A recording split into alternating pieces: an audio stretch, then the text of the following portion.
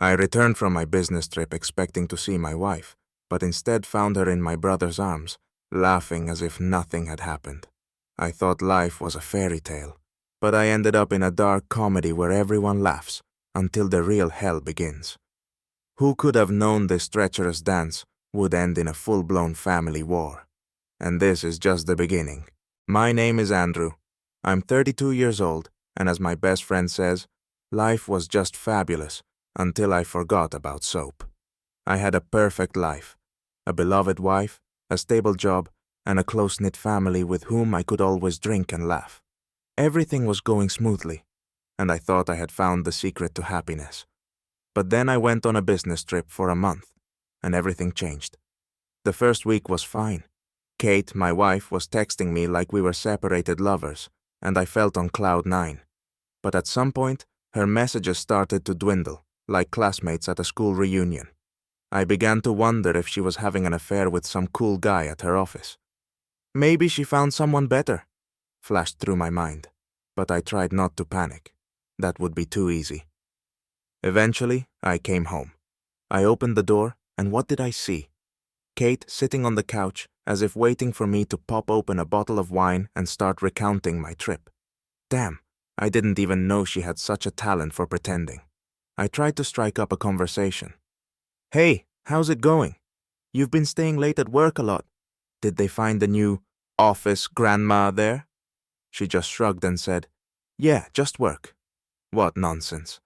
I had a feeling her just work involved more than business reports.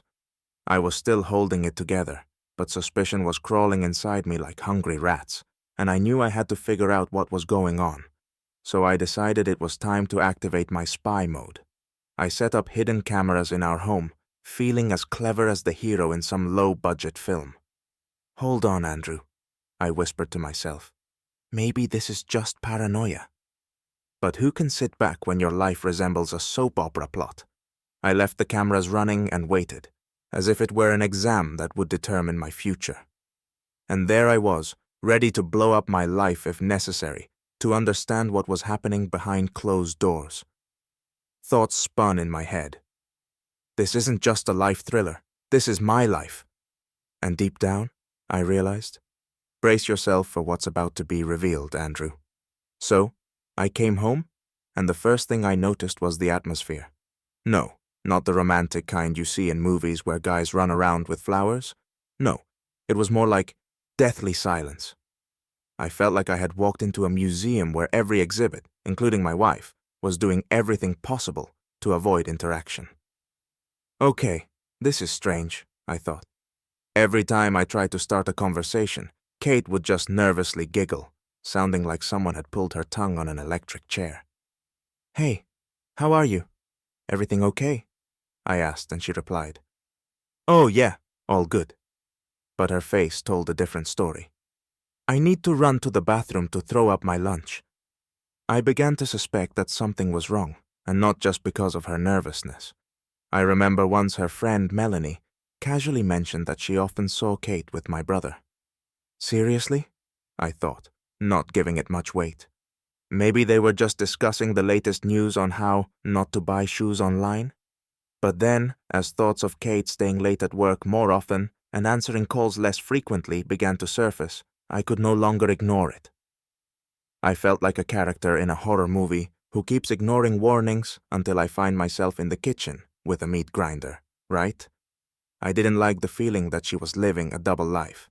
So I decided that if I wanted to know the truth, it was better to follow her than to stew in my doubts. As they say, if you can't prevent it, at least record it. The moment of truth arrived. I set up hidden cameras.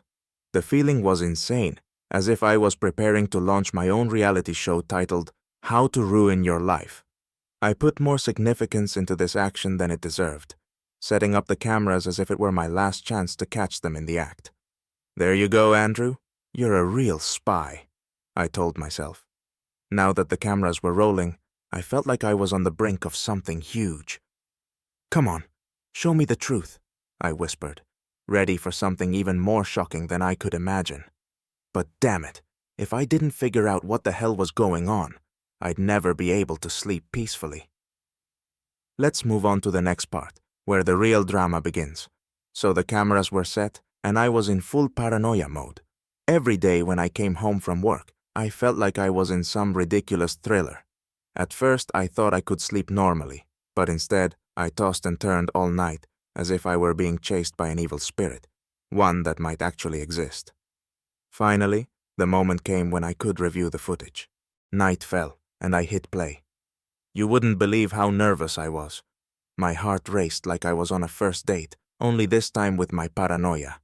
Honestly, I expected to see something like jokes about everything's fine, but instead, I was hit with a scene that shocked me as if I caught them red-handed. They both came home, my brother and Kate. And what did I see? They were laughing and chatting in the kitchen as if they had just won the lottery instead of wading through a pile of crap. I watched them chirping like two friends swapping gossip about who's sleeping with whom. My brother leaned in close and whispered something in her ear, and at that moment, my insides twisted. I couldn't believe my eyes. What the hell is going on? I thought. This couldn't just be friendly chatting, could it? I knew they always had some special connection, but this was too much. I began to realize there might be something more between them than just, "Hey bro, how's it going?" Even as I told myself, "Hey Andrew, don't jump to conclusions." The urge to blow up their world grew stronger inside me. Damn it, I needed more evidence to understand how deep this shit went.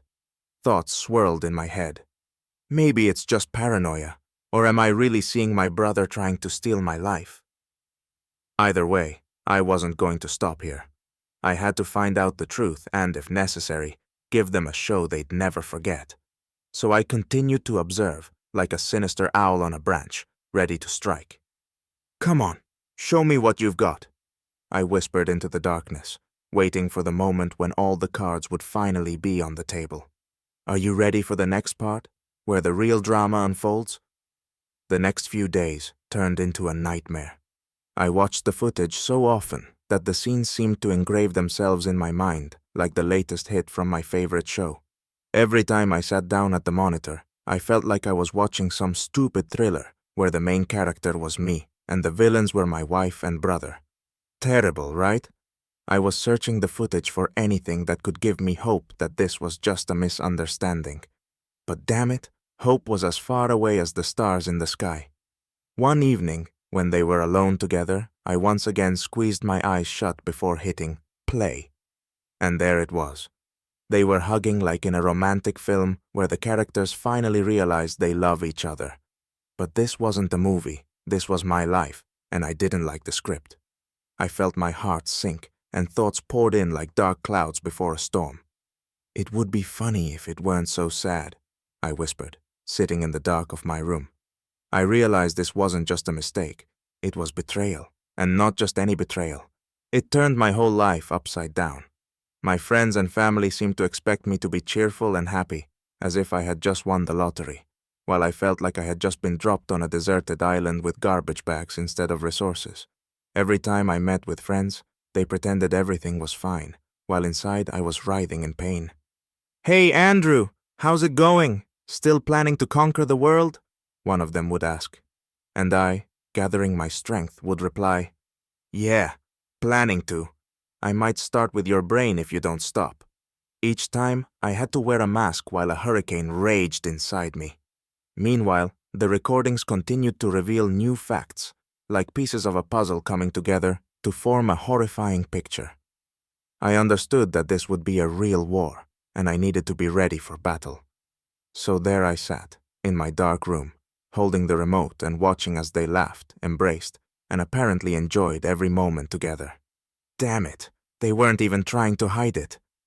"How are you, Kate?" "Oh, everything's fine. Just hugging your husband," she exclaimed with a laugh, and it made my blood boil. I decided, since they wanted to put on this comedy, let's make it entertaining.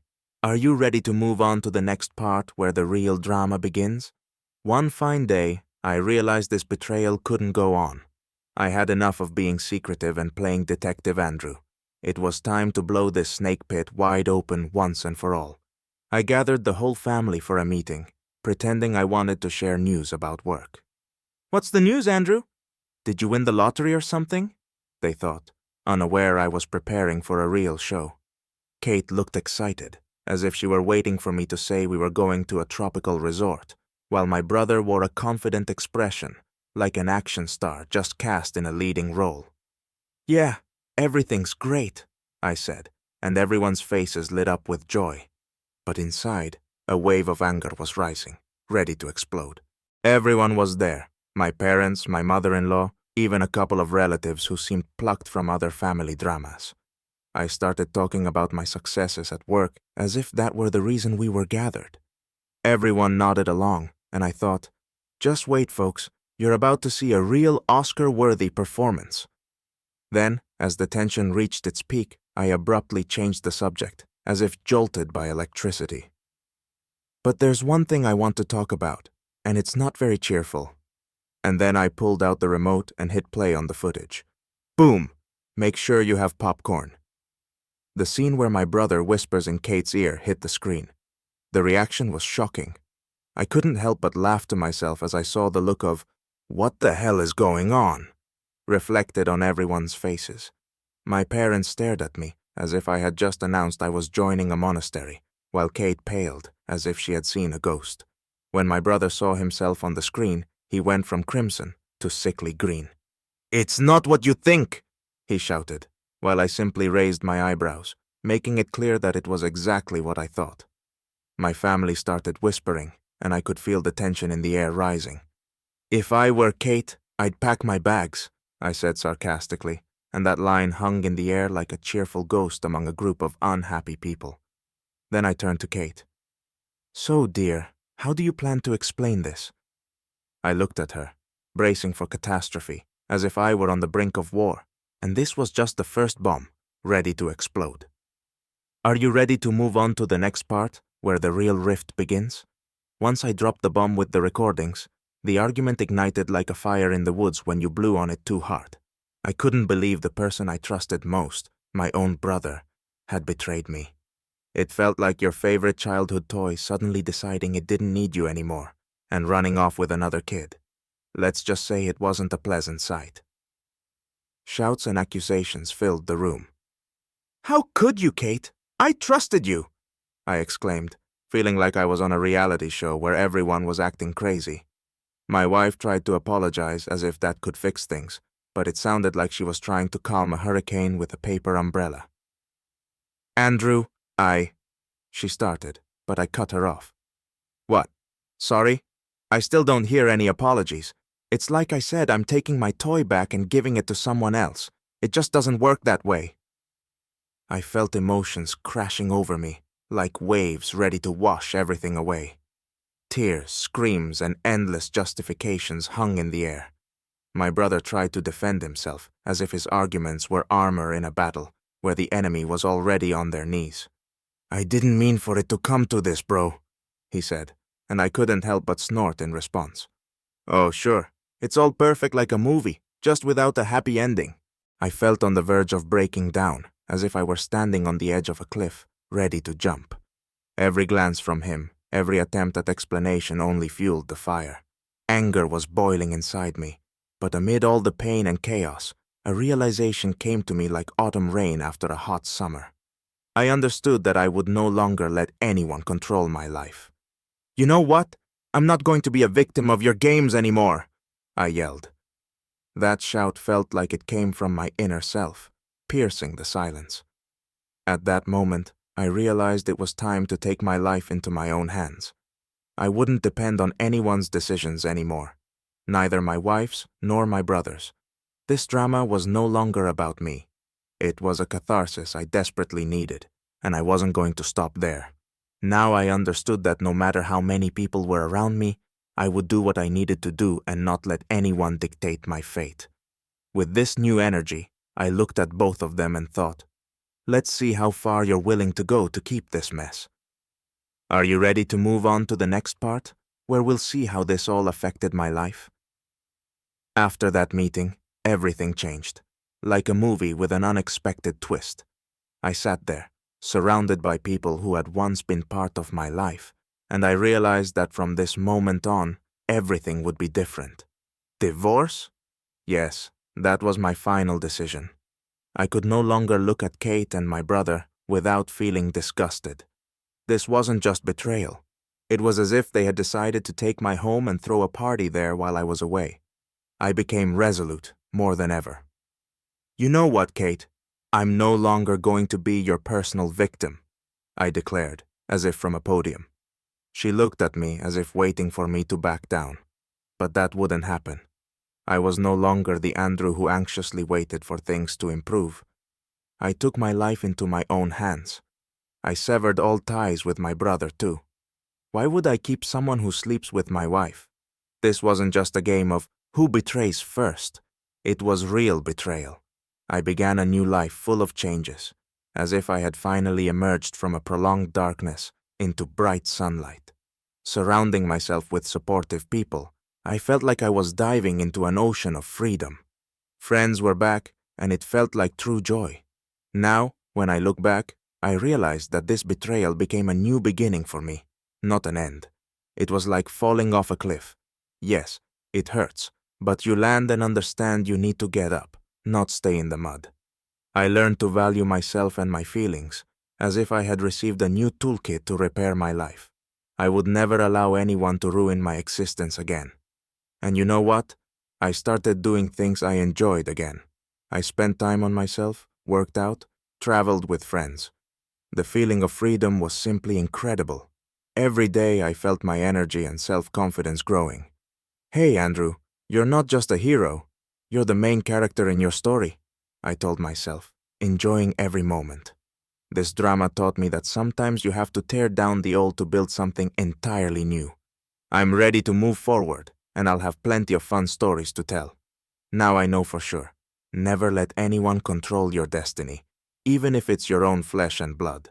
So remember, folks, life can turn unexpectedly, but it's not the end. It's a chance to start something new. Are you ready for change?